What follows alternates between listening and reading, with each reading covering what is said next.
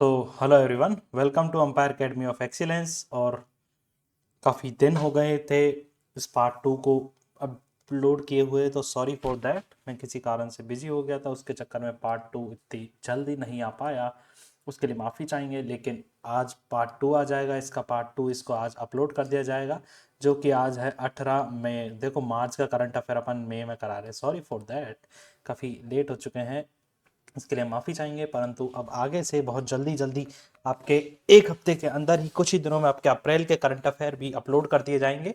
इसके बाद जैसे ही मई होगा 10 तारीख तक मई के करंट अफेयर भी अपलोड कर दिए जाएंगे। तो चलिए शुरू करते हैं। अपना लास्ट क्वेश्चन पढ़ा था, ये द्रौपदी मुर्मू जी ने अलग अलग राज्यों में राज्यपाल और लेफ्टिनेंट गवर्नर चेंज किए हैं, उनमें किस अनुच्छेद के तहत ही चेंज होते थे। 155 अपना आता है कि 155 के तहत इसको चेंज किया जाता था। अगला क्वेश्चन देखते हैं अपन। संयुक्त राष्ट्र महिला यूएन वुमेन 2026 की रिपोर्ट के अनुसार विश्व में महिलाओं को पुरुषों की तुलना में लगभग कितने प्रतिशत कानूनी अधिकार प्राप्त है। महिलाओं को पुरुषों की तुलना में कितने परसेंट कानूनी अधिकार प्राप्त है, तो 64% की बात हो रही है यहाँ पर।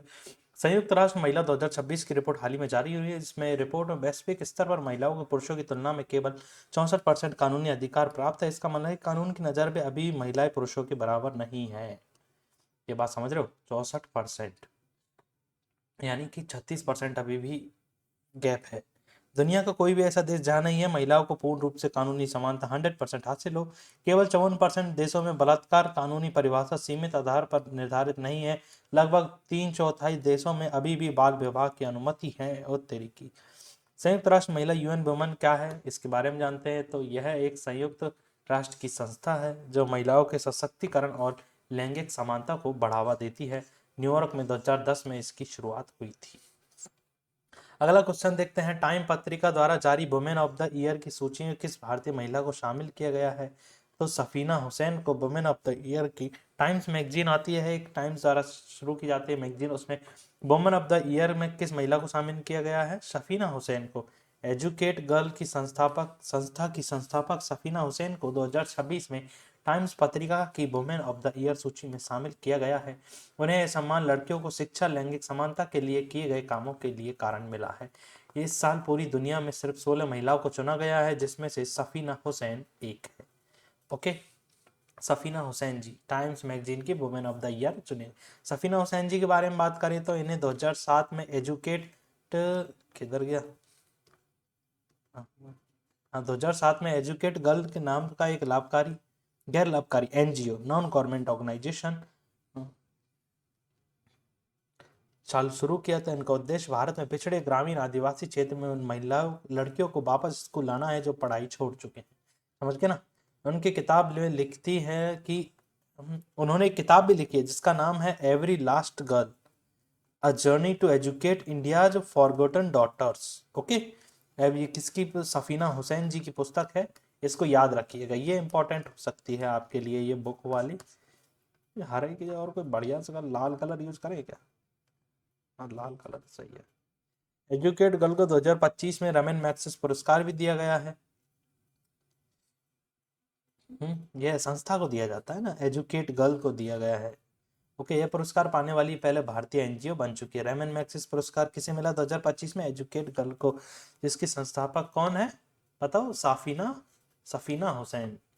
ओके, टाइम्स मैगजीन की बात करेंगे तो यह संस्थापक 1923 में हुई थी, यूएस अमेरिका की है, न्यूयॉर्क में इसका मुख्यालय है। अगला क्वेश्चन देखते हैं, 38वां है। अट्टुकल पोंगल त्योहार, पोंगल केरल का है भाई साहब, अट्टुकल पोंगल कहाँ का? केरल का ही है। मार्च 2026 में अट्टुकल पोंगल त्योहार केरल में मनाया गया था। 10 दिवसीय त्योहार है। उसका उत्सव महिलाओं के बड़े धार्मिक समागम के रूप में किया जाता है। यह अट्टुकल भगवती मंदिर तिरुवनंतपुरम में मनाया जाता है। इसका त्योहार देवी अट्टुकलम्मा देवी, जिन्हें भगवती या कन्नकी के रूप में भी जाना जाता है, की पूजा को समर्पित है। दुनिया का सबसे बड़ा महिलाओं का समागम उत्सव है। उत्सव के 9वें दिन महिला चावल, गुड़, नारियल से पोंगला मीठा प्रसाद बनाकर देवी अट्टुकल अम्मा भद्रकाली को समर्पित करती है। 2009 में इसे गिनीज वर्ल्ड रिकॉर्ड में दर्ज किया गया था। तब से लगभग 25 लाख महिला इसमें भाग लिया था। देख लो। महाराष्ट्र सरकार द्वारा भारत की पहली एआई संचालित कौशल जनगणना किस नाम से लॉन्च की गई है? भारत सरकार द्वारा भारत की पहली एआई संचालित कौशल जनगणना किस नाम से लॉन्च की गई है? सक्षम कौशल जनगणना के नाम से महाराष्ट्र में जनगणना हो रही है, अभी चल रही है ना? तो महाराष्ट्र ने सक्षम कौशल जनगणना नामक एक भारत का पहला एआई संचालित कौशल जनगणना है जिसे महाराष्ट्र सरकार ने लॉन्च किया है, जिसमें इसका उद्देश्य 18 से 40 वर्ष के युवाओं को कौशल स्किल्स का मूल्यांकन करना है ताकि रोजगार को बेहतर बनाया जा सके। ओके, इसका मुख्य लक्ष्य की बात करेंगे तो मुख्य लक्ष्य की राज्य सरकार का लक्ष्य 2027 तक 15,000 उम्मीदवारों को प्रशिक्षित करना है, उनमें से 5,000 को नौकरी या उद्यमिता के जरिए आत्मनिर्भर बनाना है। कौशल जनगणना स्किल सेंसस की बात करें तो यह एआई संचालित कौशल जनगणना का मतलब है कि कृत्रिम बुद्धिमत्ता की मदद से लोगों के कौशल का सर्वे या गणना करना, यानी सरकार, संस्था एआई डिजिटल तकनीक का उपयोग करके यह पता लगाती है कि लोगों को कौन कौन से काम आते हैं। यह काम कैसे काम करता है की बात करेंगे तो मोबाइल ऐप, ऑनलाइन फॉर्म के लोगों को जानकारी दी जाती है। एआई उस डाटा को तेजी से विश्लेषण करता है, फिर पता चल जाता है कि किस क्षेत्र में कौन ज्यादा कौशल है और कहाँ कौशल की कमी है। आया समझ में? कौशल आधारित जनगणना महाराष्ट्र, बस ये याद रख लेना। भारत के पहले नदी आधारित प्रकाश स्तंभ किस नदी पर बनाए गए हैं? भारत के पहले नदी आधारित प्रकाश स्तंभ किस नदी पर बनाए गए? तो है अपने ब्रह्मपुत्र नदी पर बनाए गए हैं। इसके बारे में देखते हैं। केंद्रीय बंदरगाह जहाजरानी मंत्री सर्वानंद सोनोवाल ने भारत के पहले नदी आधारित प्रकाश स्तंभ रिवर लाइन लाइट हाउस प्रकाश स्तंभ लाइट हाउस की आधारशिला असम गुवाहाटी में रखी है। यह परियोजना विद्युत ब्रह्मपुत्र नदी पर शुरू की गई है। इसका उद्देश्य ब्रह्मपुत्र नदी पर जहाज नावों की रात में सुरक्षा और आवाजाही को सुनिश्चित करना है। भारत में पहली बार है जब समुद्र के बजाय किसी नदी के किनारे प्रकाश स्तंभ बनाए जा रहे हैं। ये प्रकाश स्तंभ ब्रह्मपुत्र नदी के किनारे बनाए जा रहे हैं, जिसे राष्ट्रीय जलमार्ग 2 कहा जाता है। ओके, जो ब्रह्मपुत्र नदी पर कौन सा national waterway second, okay, Brahmaputra नदी पर है। इस बात को याद रखना, ये वाला पूछा सकता है। हर प्रकाश स्तंभ 20 मीटर ऊंचा होगा ताकि रोशनी रात में जहाजों तक 14 नॉटिकल माइल तक दूरी रास्ता दिखाएगी। यह पूरी तरह से सौर संचालित होगा, यानी कि पर्यावरण के अनुकूल होगा। इस प्रोजेक्ट के करीब 84 करोड़ रुपए खर्च होंगे। हर साल अंतर्राष्ट्रीय महिला दिवस कब मनाया जाता है? अंतर्राष्ट्रीय महिला दिवस की बात करेंगे तो 8 मार्च को मनाया जाता है। हर साल 8 मार्च को ही अंतर्राष्ट्रीय महिला दिवस मनाया जाता है। इस दिन महिलाओं के अधिकारों, राइट, समानता और सशक्तिकरण को बढ़ावा देने के लिए किसी भी क्षेत्र में महिलाओं के साथ होने वाले भेदभाव को रोकने के लिए उद्देश्य से इसे मनाया जाता है। 2026 की थीम की बात करेंगे तो अधिकार, न्याय और कार्यवाही सही महिलाओं और लड़कियों के लिए, यह इसकी थीम थी। Right, justice and action for all women and girls इसकी थीम रखी गई है। इसी के साथ यह शुरू हुआ है। इतिहास की बात करेंगे तो इससे पहले 19 मार्च 1911 में ऑस्ट्रिया, डेनमार्क, जर्मनी, स्विट्जरलैंड में मनाया गया था, लेकिन 8 मार्च 1917 को रूसी महिलाओं की हड़ताल के बाद महिला दिवस की तारीख को बदल करके 8 मार्च कर दिया गया। पहले 19 मार्च को मनाया जाता था, लेकिन बाद में रूस में हड़ताल वगैरह हुई महिला दिवस की थीम को और 8 मार्च कर दिया गया है। साल 1975 में यूएन से इसे रिकॉग्निशन मिल गया और इसे 8 मार्च को फाइनल कर दिया गया। हर साल 8 मार्च को ही अंतर्राष्ट्रीय महिला दिवस मनाया जाता है। हारून ग्लोबल रिच लिस्ट में के अनुसार एशिया के सबसे अमीर व्यक्ति कौन बने हैं? एशिया के सबसे अमीर व्यक्ति की बात करेंगे तो अपने फिर से गौतम अडानी, मुकेश अंबानी जी है, मुकेश अंबानी है, लेकिन एक अब फिर से द्वारा जो अप्रैल में आएंगे ना, अप्रैल की लिस्ट आएगी, उसमें फिर से वो बन जाएंगे, क्या बोलते हैं, अडानी जी। हारून रिसर्च इंस्टीट्यूट ने अपना 15वां संस्करण हारून ग्लोबल रिच लिस्ट 2026 जारी की है। उसमें 73 देशों के 4020 अरबपति शामिल हैं। मुकेश अंबानी लगभग 9.8 लाख करोड़ रुपए की संपत्ति के साथ भारत और एशिया के सबसे अमीर स्थान बने हुए हैं। अब तक भारत में अब 309 अरबपति, जिससे भारत और चाइना के बाद तीसरे स्थान पर है। अरबपतियों की कुल संपत्ति 112 लाख करोड़ रुपए आंकी गई है। एशिया और भारत की स्थिति की बात करेंगे तो मुकेश अंबानी रिलायंस इंडस्ट्री भारत एशिया के सबसे अमीर व्यक्ति हैं। उनकी संपत्ति 9.8 लाख करोड़ रुपए है। दूसरे नंबर पर गौतम अडानी हैं, जिनकी 7.85 लाख करोड़ रुपए। वैश्विक शीर्ष अरबपति की बात करेंगे तो 792 बिलियन डॉलर, 300 बिलियन डॉलर है जेफ बेजोस की, और लगभग क्या बोलते हैं 731 एलन मस्क इतने आगे पहुंच गए भाई। 792 billion dollar, 300 billion dollar, 271 billion dollar Jeff Bezos.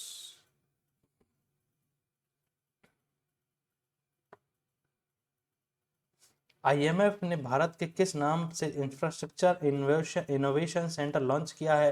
तो संगम इंफ्रास्ट्रक्चर इनोवेशन सेंटर लॉन्च किया है। IBM international business machine, okay, IBM है। ने भारत में अपना पहला संगम इंफ्रास्ट्रक्चर इनोवेशन सेंटर लॉन्च किया है। कहाँ गया है, देखते हैं कहाँ पे किया है। यह केंद्र बेंगलुरु में इंडिया सिस्टम्स डेवलपमेंट लैब परिसर की स्थापना की है, केंद्र ने बेंगलुरु में। ओके, यह इंजीनियरिंग और प्रौद्योगिकी हब जहां आईबीएम विशेषज्ञ और अन्य कंपनियां मिलकर एआई इंफ्रास्ट्रक्चर के रूप में विकसित करेंगे। इनका उद्देश्य एआई समाधान, हाइब्रिड क्लाउडिंग इंफ्रास्ट्रक्चर और उन्नत कंप्यूटिंग तकनीकों का विकास करना है। आईबीएम के बारे में बात करेंगे तो इंटरनेशनल बिजनेस मशीन, यह बहुत बड़ी कंपनी है, सुपर कंप्यूटर वगैरह बनाती है। 1911 में स्थापना हुई थी, न्यूयॉर्क में इसका हेडक्वार्टर है।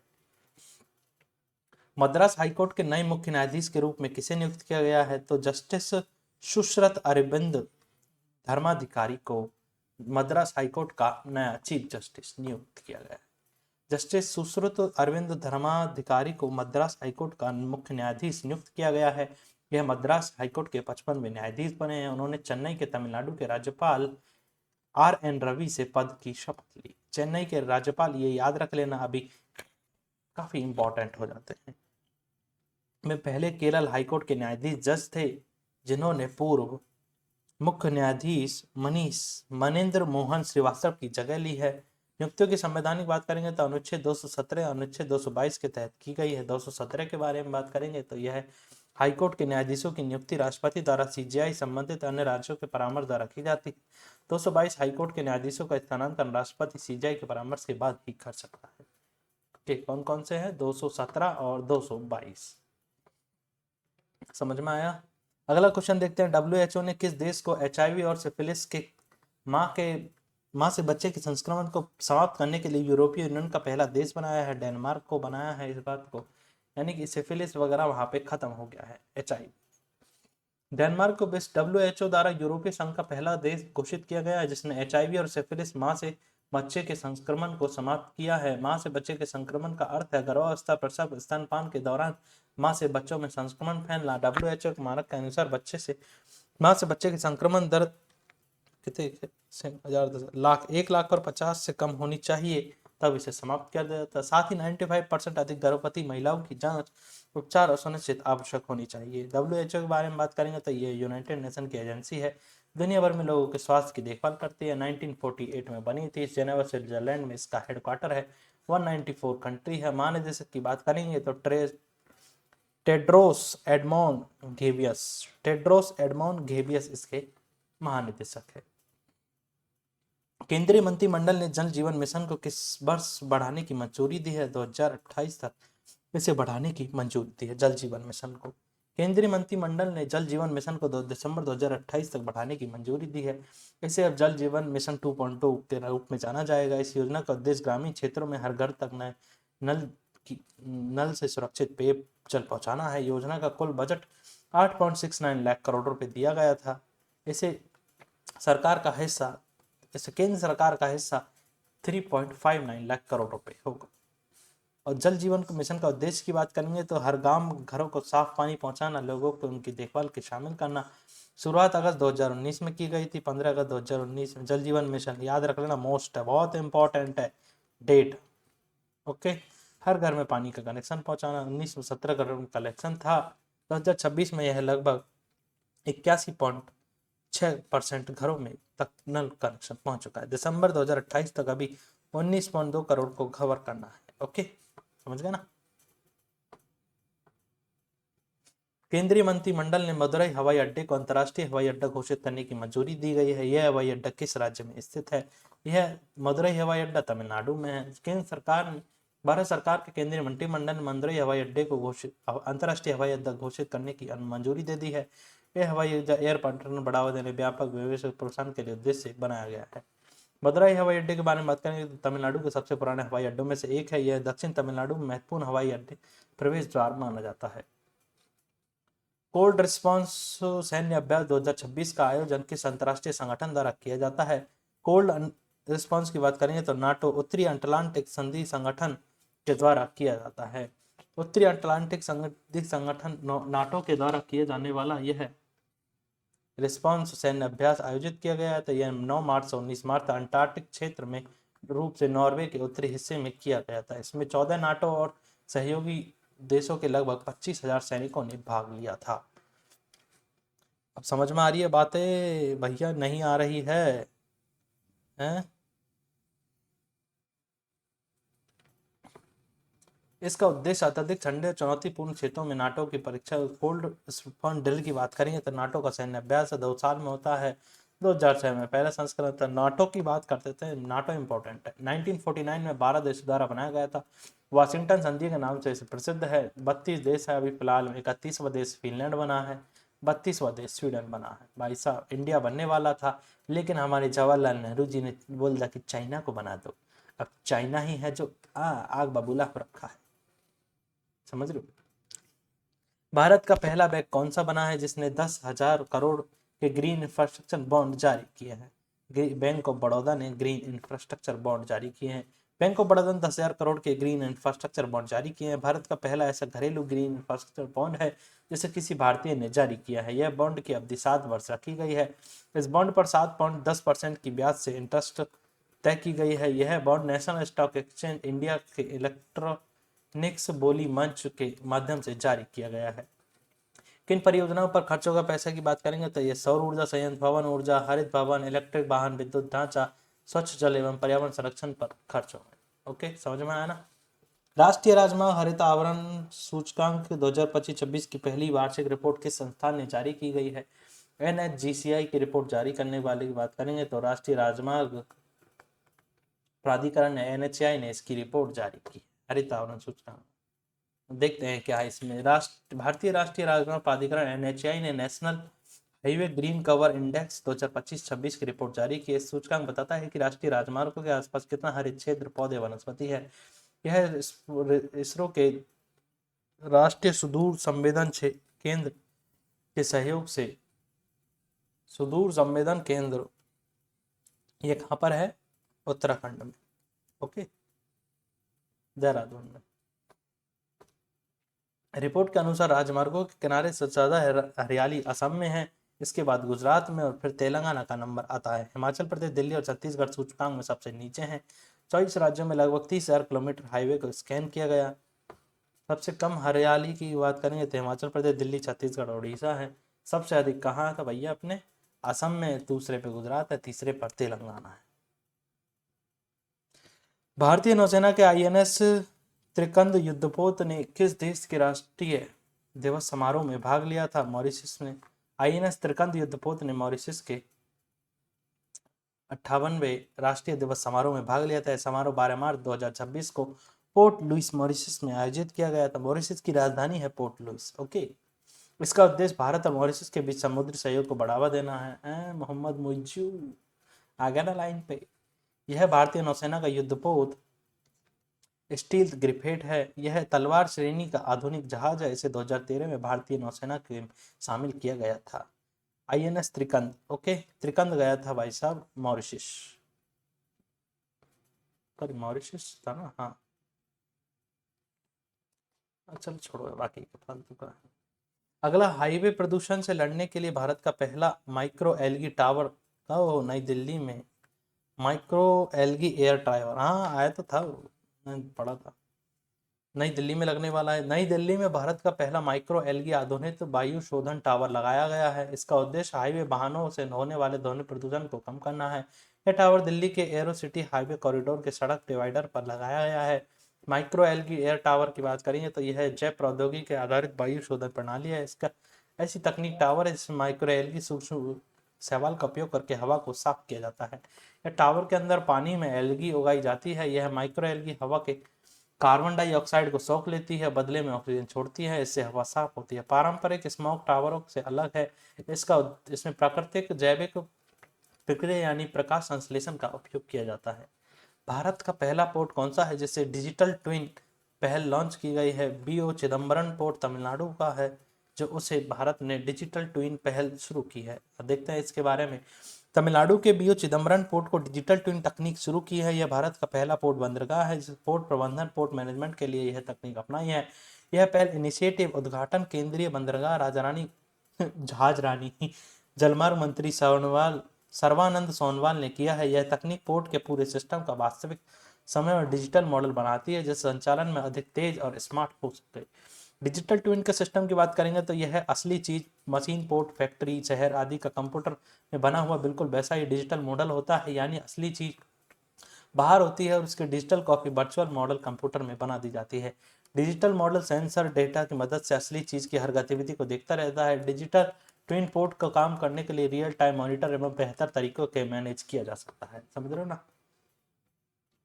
मार्च 2026 में चर्चा में रहा खर्ग द्वीप किस खाड़ी में स्थित है? फारस की खाड़ी में स्थित है खर्ग द्वीप। मार्च 2026 में अमेरिका ने फारस की खाड़ी में गल्फ कंट्री में ईरान के खर्ग द्वीप पर हमला किया था। खर्ग द्वीप फारस की खाड़ी में स्थित ईरान का सबसे महत्वपूर्ण और रणनीतिक तेल निर्यातक केंद्र है। ऑपरेशन एपिक फ्यूरी की बात करेंगे तो यह अभियान के दौरान अमेरिका सेना यूएस आर्मी ने खर्ग द्वीप पर मौजूद सैन्य ठिकानों को निशाना बनाया। यह द्वीप ईरान के तेल निर्यातक के लिए बेहतर महत्वपूर्ण माना जाता है, क्योंकि देश के अधिकांश तेल का निर्यात यहीं से किया जाता है। विश्व पैरा एथलेटिक ग्रैंड प्रिक्स 2026 की पदक तालिका में भारत पहला स्थान किस देश ने प्राप्त किया है? विश्व पैरा एथलेटिक्स ग्रैंड प्रिक्स की बात करें तो भारत ने पहला स्थान प्राप्त किया है। नई दिल्ली में आयोजित हुआ था। नई दिल्ली में विश्व पैरा एथलेटिक्स ग्रैंड प्रिक्स 2026 का आयोजन हुआ। ये इंपॉर्टेंट है और भारत इसमें जीता। यह प्रतियोगिता जवाहरलाल नेहरू स्टेडियम में हुई थी। अंतर्गत 8 देशों के करीब 250 प्लेयर ने भाग लिया। उसमें पैरा ओलंपिक समिति द्वारा किया गया था। 208 पदक जीतकर भारत ने इसमें मेडल टैली में प्रथम स्थान प्राप्त किया। वाह, व्हाट अमेजिंग विक्ट्री। भारतीय पैरालंपिक समिति की बात करें तो 1994 में शुरू की गई थी। बेंगलुरु में इसका मुख्यालय है। अध्यक्ष की बात करेंगे तो देवेंद्र झाझरिया भाला फेंक से संबंधित है। ओके, ये याद रखना। दिव्यांग खिलाड़ियों को खेलों को अवसर देना, उन्हें अंतर्राष्ट्रीय समझ गए ना। राजाराम पेटकर, ओके, किस में जीते थे? स्विमिंग में जीते थे भाई साहब, पैरा स्विमिंग में। समझ गए ना।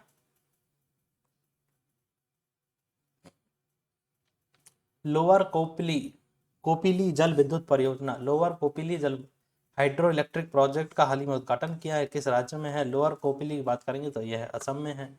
लोअर कोपिली जल विद्युत परियोजना असम राज्य में स्थित है। मार्च 2026 को उद्घाटन नरेंद्र मोदी जी ने किया था। असम राज्य के पश्चिमी कार्बी आंगलोंग एवं दीमा हसाओ जिले में स्थित है। यह परियोजना प्रोजेक्ट कोपिली नदी बेसिन पर बनाई गई है। इसे बनाने में 2300 करोड़ रुपए की ज्यादा का खर्च आया है। 120 मेगावाट की जल विद्युत परियोजना है। कोपिली नदी के बारे में बात करेंगे तो यह अंतर्राष्ट्रीय नदी है। संबंधित राज्य की बात करेंगे तो मेघालय और असम से संबंधित है। उद्गम मेघालय का पठार यह ब्रह्मपुत्र नदी में जाकर मिलती है। ब्रह्मपुत्र की दक्षिणी तट की सबसे बड़ी सहायक नदी है। लंबाई की बात करेंगे तो 256 किलोमीटर लंबी है। भारत ने ज्ञान भारत मिशन के तहत पांडुलिपि विरासत के लिए राष्ट्रव्यापी सर्वेक्षण शुरू किया है। ज्ञान भारत मिशन का प्रारंभ किया गया था। ज्ञान भारत मिशन की बात करेंगे तो 2025 में प्रारंभ किया गया था। ज्ञान भारत मिशन भारत सरकार द्वारा 2025 में शुरू किया गया मिशन है। इसका उद्देश्य देश की पांडुलिपि विरासत को खोजने और सुरक्षित करने के डिजिटलाइज करने में से एक है। मार्च 2026 में इसके तहत पूरे भारत में एक बड़ा सर्वेक्षण शुरू किया, जिसमें पुरानी पांडुलिपियों को पहचानने के लिए। कौन सा मिशन है भाई साहब? ज्ञान भारत मिशन। किसके लिए? पांडुलिपियों के लिए, मैन्युस्क्रिप्ट के लिए। ओके, बस ये याद रखना। ज्ञान भारत, ये याद रखना, सॉरी मोस्ट। ज्ञान भारत मिशन शुरुआत के 2025-26 में केंद्रीय संस्कृति मंत्रालय पांडुलिपियों के लिए राष्ट्रीय मिशन 2003 उन्नत संस्करण है। पुरानी पांडुलिपियों को ढूंढना, सुरक्षित करना और ऑनलाइन लाना। ओके, 10 करोड़ पांडुलिपियों को डिजिटलाइज करने का लक्ष्य। एआई की तकनीक का उपयोग, डेटा को क्लाउड डिजिटल आर्काइव में स्टोर करना और शोधकर्ताओं और छात्रों के लिए एक ओपन एक्सेस प्लेटफॉर्म उपलब्ध करवाना। आया ना समझ में? ज्ञान भारत मिशन। ओके। नौरोज किस धर्म का है? पारसी धर्म का है। नौरोज की स्थापना भाई साहब बलबन ने की थी। नौरोज एक पारसी धर्म का नववर्ष के रूप में मनाया जाने वाला था। 2026 में 20 मार्च को मनाया गया था। प्रकृति प्रेम का एक उत्सव है। एक नीचे आना। ईरानी कैलेंडर के पहले महीने का पहला दिन है। यह गर्गेरियन कैलेंडर के आमतौर पर 19 से 22 मार्च के बीच मनाया जाता है। इतिहास की बात करेंगे तो नौरोज एक प्राचीन फारस का त्योहार है। लगभग 3000 वर्षों से मनाया जाता है। यह त्योहार जस्टिशन धर्म से उत्पन्न हुआ प्राचीन दिल्ली सल्तनत ने बलबन ने इसे भारत में मनाने की परंपरा शुरू की थी। मुगल सम्राट औरंगजेब ने के शासनकाल में नौरोज के सब पूरी तरह समाप्त कर दिया गया था। औरंगजेब ने समाप्त कर दिया, उसी के साथ ही औरंगजेब भी समाप्त हो गया। Initiative of the year award तो मार्च 2026 में किस देश के केंद्रीय बैंक को दिया गया था? Initiative of the year RBI को दिया गया था भाई साहब। भारत में आरबीआई को initiative of the year March 2026 का अवार्ड दिया गया। यह अवार्ड सेंट्रल बैंकिंग लंदन द्वारा किया गया। आरबीआई को यह award bank dot banking internet domain शुरू करने के लिए दिया गया है। यह भारत दुनिया का पहला देश बना है जिसने अपने बैंकिंग सिस्टम के लिए सुरक्षित और अलग इंटरनेट डोमेन अनिवार्य किया है। अब सभी लाइसेंस प्राप्त बैंकों की वेबसाइट इन्हीं डोमेन से होगी, जिससे फर्जी वेबसाइटों के जरिए होने वाले फ्रॉड कम हो जाएंगे। इससे ग्राहकों का बैंकिंग सिस्टम पर भरोसा बढ़ेगा, डिजिटल लेन देन ज़्यादा सुरक्षित होंगे।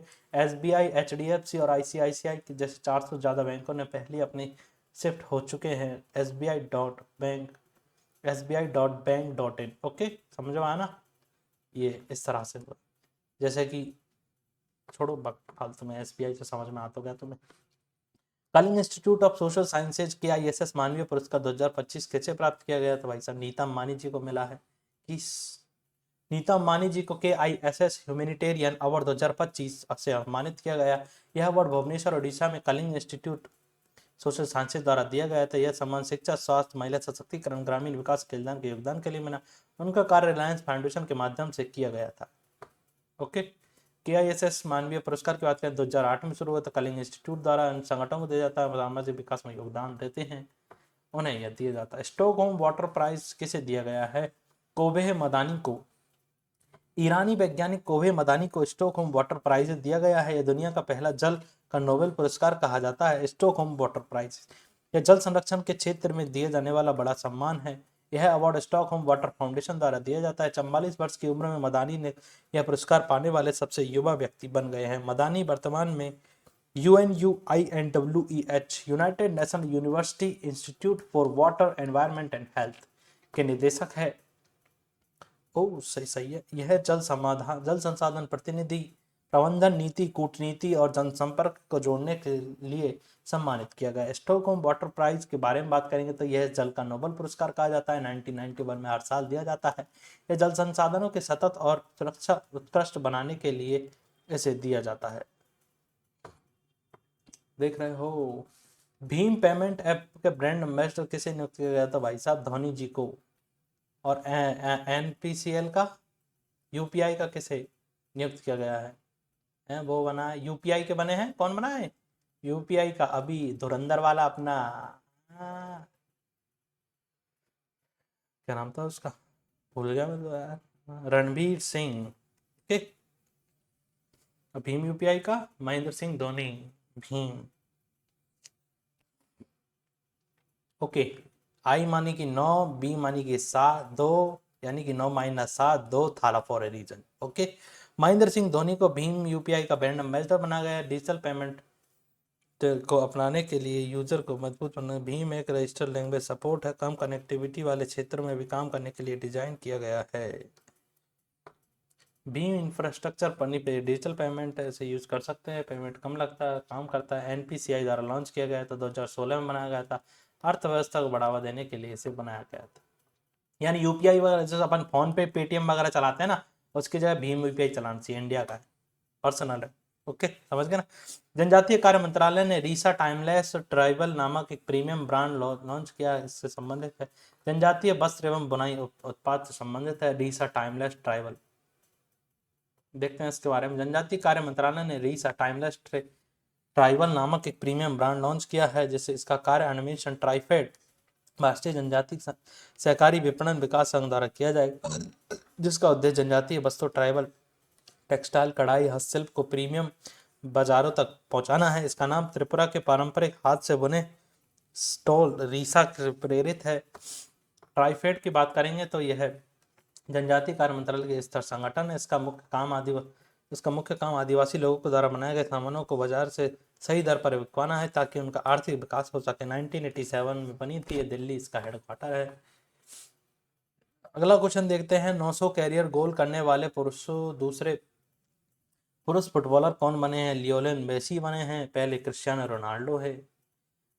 लियोनेल मेसी ने अपने करियर में 900 गोल किया है। यह अब तक उपलब्धि दूसरे खिलाड़ी बन गए हैं। क्रिस्टियानो रोनाल्डो ऐसा करने वाले दुनिया के दूसरे खिलाड़ी बन गए हैं, मतलब क्रिस्टियानो रोनाल्डो फर्स्ट पे थे, पहले ये बने, लियोनेल मेसी दूसरे नंबर पर। ओके, मेसी ये मुकाम रोनाल्डो से कम मैचों में हासिल किया है। मेसी को यहाँ तक पहुँचने में 1142 मैच लगे थे, जबकि रोनाल्डो ने यह 1236 मैचों में उपलब्धि हासिल की।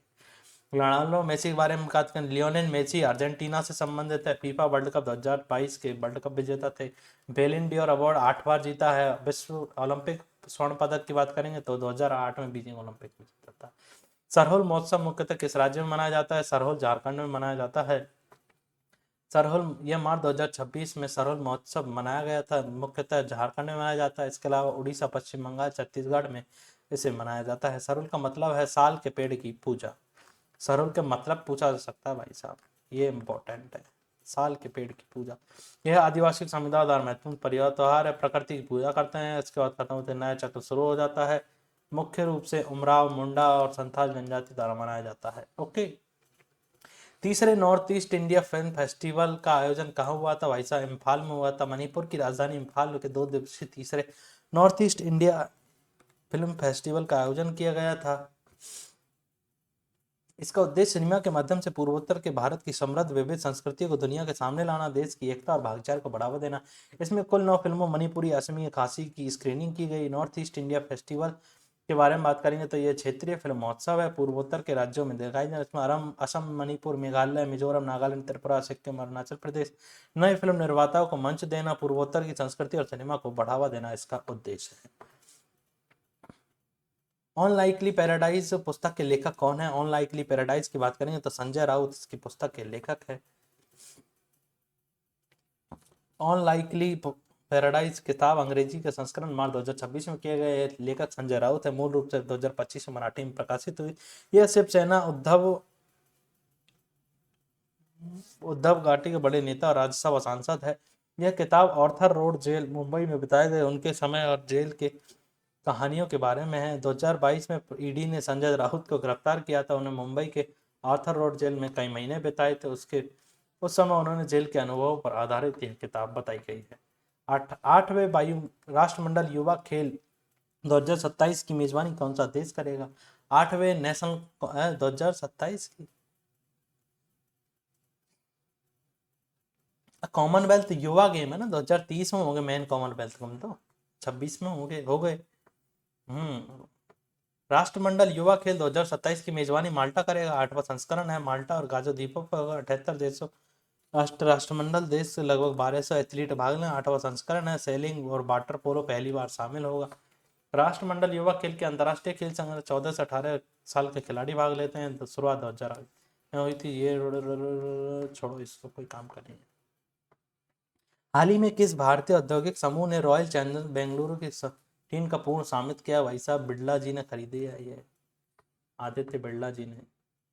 आदित्य बिरला ने आईपीएल की प्रसिद्ध टीम रॉयल चैलेंजर्स बेंगलुरु का पूर्ण स्वामित्व फुल हासिल कर लिया है। यह हिस्सेदारी डियोजियो इंडिया यूनाइटेड स्पोर्ट्स स्पीरिया लिमिटेड इसके पास पहले यह टीम का मालिकाना हक था। यह अधिग्रहण के साथ आदित्य बिरला खेल और मनोरंजन के क्षेत्र में अपनी उपस्थिति को मजबूत किया है भैया। 2025 में IQAir द्वारा जारी विश्व वायु गुणवत्ता रिपोर्ट के अनुसार भारत का वैश्विक प्रदूषण रैंक कौन सा है? तो 6ठा रैंक है। स्विस फ्रॉम IQAir विश्व गुणवत्ता रिपोर्ट के बारे में भारत को 6 रैंक मिली है। भारत 5वीं रैंक थी, दुनिया 6ठा सबसे प्रदूषित देश बन गया है। प्रदूषण के मामले में पाकिस्तान दुनिया का सबसे प्रदूषित देश बन गया है। PM 2.5 स्तर तक यह WHO की सुरक्षा सीमा से 13 गुना अधिक है। ओके, PM 2.5 के बारे में बात करेंगे तो PM 2.5 मतलब पर्टिकुलर मैटर। PM का मतलब पर्टिकुलर मैटर होता है। PM 2.5 हवा में मौजूद बारीक कण होते हैं जिनका व्यास 2.5 माइक्रोमीटर या उससे कम होता है। ये इतने छोटे हो कि सांस के जरिए सीधे इंसानी फेफड़ों या खून में प्रवेश करते हैं, बीमारियां करते हैं। WHO के अनुसार PM 2.5 की सुरक्षा सीमा 5 म्यूग्राम मीटर क्यूब है।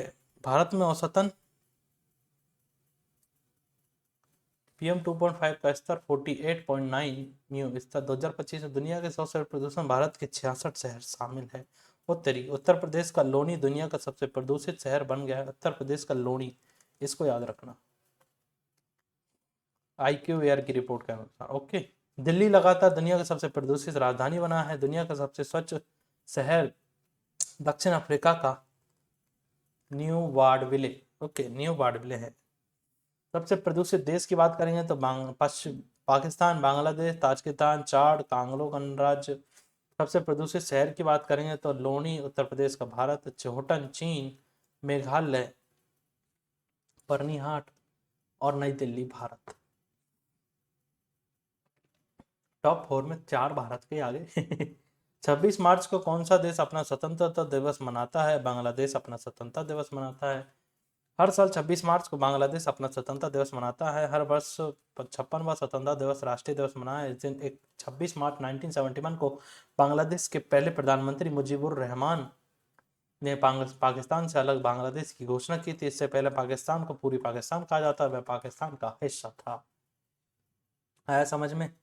16 दिसंबर 1970 पाकिस्तान की हार के बाद आधिकारिक तौर पर बांग्लादेश बना। बांग्लादेश स्वतंत्रता भारत की महत्वपूर्ण भूमिका रही। भारत पर बांग्लादेश ने 3 दिसंबर 1970 एयर स्ट्राइक की, जिसमें भारत ने आधिकारिक तौर पर पाकिस्तान पर युद्ध शुरू कर दिया।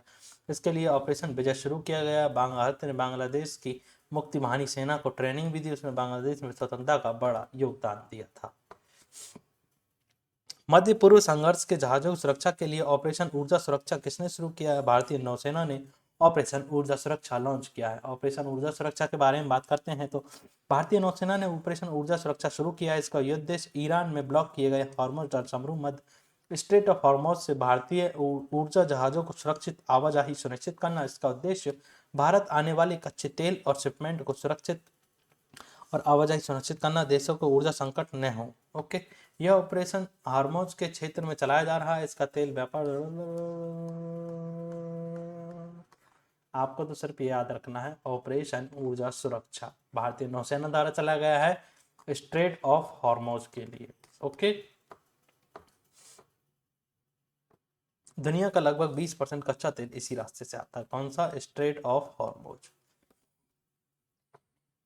लास्ट क्वेश्चन देखते हैं। प्रधानमंत्री नरेंद्र मोदी जी ने G7 शिखर सम्मेलन 2026 में भाग लेंगे। G7 शिखर सम्मेलन किस देश में आयोजित किया जाएगा? तो फ्रांस में आयोजित किया जाएगा। हो चुका है ये, जून में होगा, सॉरी। प्रधानमंत्री नरेंद्र मोदी फ्रांस में होने वाले 52वें G7 शिखर सम्मेलन में भाग लेंगे। 2026 G7 शिखर सम्मेलन की मेजबानी फ्रांस कर रहा है। इसका आयोजन एवियन फ्रांस में 15 से 17 जून 2017 को किया जाएगा। 100% ये G7 है, साला G8 नहीं बन जाए, मुझे ऐसा लग रहा है। मुझे ऐसा लग रहा है कि ये फ्रांस में जाते इंडिया भी इसका पार्ट हो जाएगा।